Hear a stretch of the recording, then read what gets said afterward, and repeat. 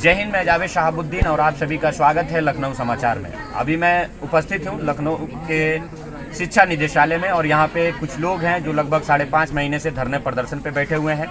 आइए हम सुनते हैं उन्हीं लोग की जुबानी कि किस चीज़ को लेकर, किस कारण से ये लोग धरना प्रदर्शन पे बैठे हुए हैं। क्या नाम है भैया आपका? मेरा नाम मलकीत सिंह और जिले रामपुर से हूँ। एक चीज़ बताइए, किन मांगों को लेकर आप लोग धरना प्रदर्शन पे बैठे हुए हैं और कितने दिनों से बैठे हुए हैं? सर, आज हमारे धरने को 160 दिन हो गए हैं और योग दिवस से 21 जून से हम लगातार अनवरत धरना दे रहे हैं, लेकिन कोई भी सरकारी कर्मचारी या अधिकारी या बीजेपी का कोई प्रवक्ता, सांसद, विधायक यहाँ पर हमारी सुध लेने के लिए नहीं आया नहीं है अभी तक भी। जबकि हमारी मांग जायज़ है। हमारी मांग ये है कि 1,37,000 जो शिक्षा मित्रों के समायोजन रद्द हुआ था 2017 में, तो उसे मतलब सरकार को ये आदेशित किया था सुप्रीम कोर्ट ने कि ये पद सारे लगभग 2 भर्तियों में पूरे करने हैं, लेकिन सरकार के 4.5 साल पूरे हो गए। नज़दीकी आ गया है चुनाव 2022 का, उसके उपरांत भी इनसे वो पद अभी तक भरे नहीं गए। लगभग 26,211 सीटें आज भी वैकेंट है, जिसकी हम मांग कर रहे हैं और ये मांग हमारी जायज़ और उचित मांग है। कोई हम इनसे भीख नहीं मांग रहे हैं, जबकि यहाँ पर 90% वोट सब बीजेपी के हैं। 90% लोग धरना दे रहे हैं वो बीजेपी के सपोर्टर हैं और हमने भी खुद बीजेपी को सपोर्ट किया और आगे भी करेंगे। अगर ये हमारी मांग को मानते हैं तो हम इनसे वादा करते हैं कि आगे भी हम इनका सपोर्ट करेंगे, और नहीं मानते हैं तो 2022 के दिन ज़्यादा दूर नहीं जो इनका उसका इन्हें खामियाजा भुगतना पड़ेगा। एक तरफ जो सरकार मंच से ऐलान कर रही है कि हमारे उत्तर प्रदेश के जितने भी युवा हैं कि कोई भी बेरोजगार नहीं है, उन सरकार को आप क्या कहना चाहेंगे? सर, बेरोजगारी तो देखो अब चरम सीमा पर है। ये तो कहना गलत है कि बेरोजगारी रोजगार है। रोजगार तो मुझे नहीं लगता, कहने से या जुमले से कुछ नहीं होता। अब यूपी में भी पढ़े लिखे युवा हैं, सब जान चुके हैं कि रोजगार के नाम पे यहाँ पे कुछ नहीं हुआ है। सिर्फ अखबार में राम मंदिर बनवाने में, मोहम्मद अली जिन्ना की परिभाषा देने में ऐसे रोजगार नहीं मिलेगा। वोट भी नहीं मिलेगा। रोजगार मिलेगा तो सिर्फ वोट मिलेगा तो रोजगार पे मिलेगा, ऐसे कुछ नहीं मिलेगा। और भी लोग हैं, मैं उनसे बात करूंगा। क्या नाम है भैया आपका? अरविंद सिकरवा। कहाँ से, किस जिले से आप आए? आगरा से। आगरे से आए हैं। कितने दिन हो गए आपको यहाँ पे आए हुए? मैं 21 जून से अनवरत आज तक यहाँ टिका हुआ हूँ। अब तक रुके हुए हैं केवल एक ही उम्मीद में कि हमारी मांग पूरी होगी, और इस मांगों को जन्म देने वाला सुप्रीम कोर्ट और सरकार है, न कि हम। क्योंकि सरकार ने स्वयं कहा था कि 1,37,000 पद हमें कंप्लीट करने हैं, लेकिन हमारे पास योग्य अभ्यर्थी नहीं है। और सुप्रीम कोर्ट ने कहा था शिक्षा मित्रों का जब समायोजन रद्द हुआ था 2 भर्तियों में, शिक्षा मित्रों की भर्ती को 6 वीक्स के अंदर इनिशिएट करके 6 मंथ के अंदर कंप्लीट करना है। लेकिन 6 महीने की बात तो छोड़िए, आज 5 साल पूरे होने को आ रहे हैं। ना ही सुप्रीम कोर्ट के आदेश का पालन हुआ और ना ही जो माननीय योगी आदित्यनाथ जी, जो कि इस प्रदेश के मुखिया है, जब एक घर का मुखिया एक अपने घर के छोटे से बच्चे को अगर परेशानी होती है तो उसकी वो परेशानी बर्दाश्त नहीं होती, उसकी परेशानी का वो निस्तारण करता है। इसे हमने योगी जी को प्रदेश का मुखिया इसलिए बनाया कि योग्यता आएगी और हम योग्य अभ्यर्थियों को स्कूल जाने का मौका मिलेगा। लेकिन हमसे 2 ही गलतियां हो गई, एक तो बीजेपी को वोट दे करके, एक सुपर टेट का एग्जाम दे करके। अब हमारी उम्र इस अंतिम समय पर आ चुकी है कि हमारे पास कोई अवसर नहीं है। मरने वाले की इच्छाएं हर कोई व्यक्ति पूरा कर देता है। जब मरने वाले व्यक्ति को शमशान घाट ले जाया जाता है तो आगे वाले पीछे और पीछे वाले आगे, यानी कि अर्थी में भी कांधे बदल देते हैं लोग। इसीलिए मैं कहता हूं, माननीय योगी आदित्यनाथ जी, आपने जो खुले मंच पर वचन बोला सा, उस वचन से मत बदलिए, क्योंकि आप भी उन लोगों की तरह मतलब फरोश हो जाओगे और जुमलेबाज और आश्वासन देने वाले एक मुख्यमंत्री हो जाओगे। वैसे भी कहते हैं राजनीति गुंडों की अंतिम शरण स्थली है, इसलिए आप एक राजनीतिक नहीं, एक संत हो।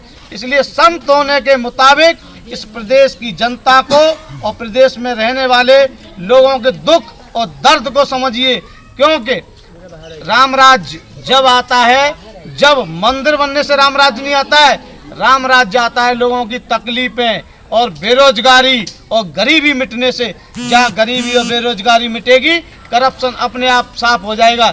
इसलिए माननीय योगी आदित्यनाथ जी से एक ही मेरी ख्वाहिश और एक ही कामना है। जिस तरीके से ना आपने खुले मंच पे कहा था कि आज हमारे पास योग्य अभ्यर्थी नहीं है लेकिन पद बहुत हैं। अब तो आपके पास योग्य अभ्यर्थी भी है और पद भी है। मौका और दस्तूर को बनाने वाला व्यक्ति वही सादगार और सात्विक होता है, जो मौके और दस्तूर की नयाकत को समझ जाए वही अच्छा राजनीतिज्ञ, एक अच्छा गुणवत्ता, एक अच्छा कूटनीतिज्ञ होता है। आप इस राजनीति की मौसम की अवस्था को देख लीजिए। चुनाव आ रहे हैं, फिर से सत्ता में आना है तो हमें हमारा अधिकार दे दीजिए, नहीं 2022 हैज गॉन। तो आपने सुना कि ये आगरा से आए हुए हैं और इन्होंने बताया है कि पिछले 5.5 महीने से लगातार हम यहाँ पे धरना प्रदर्शन पे बैठे हुए हैं और ये मात्र 2 गलती किए हैं। पहला बीजेपी को वोट देकर और दूसरा सुपर टेट का एग्जाम देकर। और भी लोग हैं यहाँ पर, मैं उनसे बात करूँगा। क्या नाम है भैया आपका? मेरा नाम विवेक द्विवेदी, मैं प्रयागराज से हूँ। आप प्रयागराज से आए हैं, कितने दिनों से आप यहाँ धरना प्रदर्शन पे बैठे हुए हैं? ये 21 जून योग दिवस से धरना चल रहा है। अनवरत धरने का नाम हमने दिया है।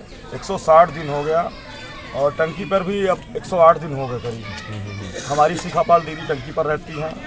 हमारी सरकार से लीगल और न्यायिक मांग है। न्यायिक इसलिए क्योंकि सुप्रीम कोर्ट ने साफ शब्दों में कहा था कि 1,37,000 को 2 क्रमागत पार्ट में 6 महीने भर दीजिएगा। तो इसका मतलब होता है पहले पार्ट की बची वैकेंसी को आप कहाँ ले जाएंगे। दूसरे पार्ट में 68,500 की जो बची सीट है उसको आप 69,000 में जोड़ दीजिए, जो भी 22,000 26,000 है।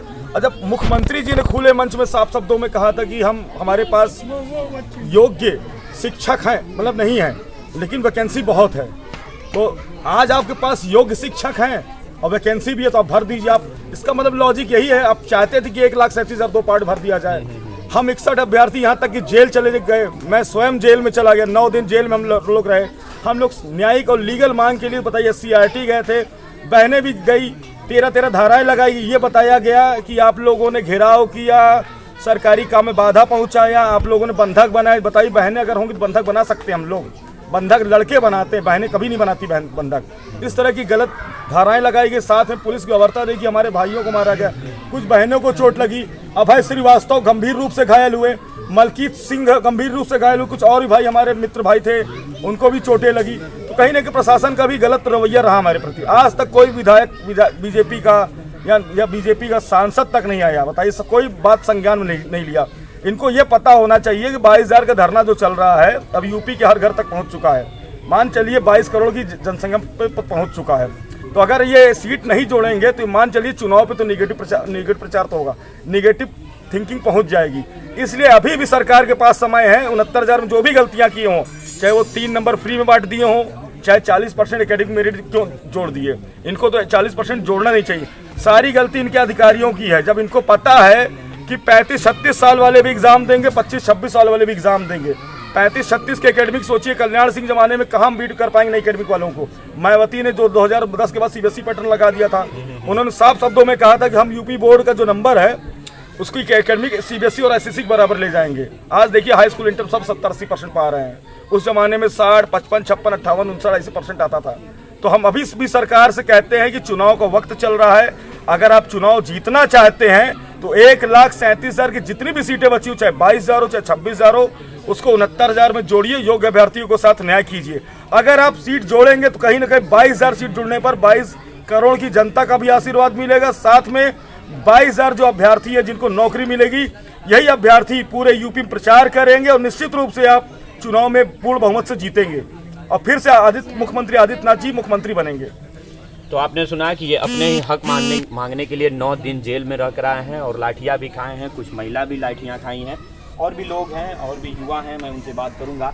क्या नाम है भैया आपका? मेरा नाम अभय श्रीवास्तव है। कहाँ से, किस ज़िले से आप आए हैं? मैं मुख्यमंत्री के ज़िले के बगल से हूँ, पड़ोस का हूँ, संत कबीर नगर से हूँ। संत कबीर नगर से हैं आप, मुख्यमंत्री के ज़िले के कबीर बगल से हैं जी। क्या मांग है सरकार से, आप क्या कहना चाहेंगे? मांग तो सरकार हमारी जान रही कि 1,37,000 के समस्त रिक्त पदों को, जितने भी खाली सीटें हैं उनको हम सुपर टेट योग्य अभ्यर्थियों से भरें। मांग हमारी सरकार जानती है।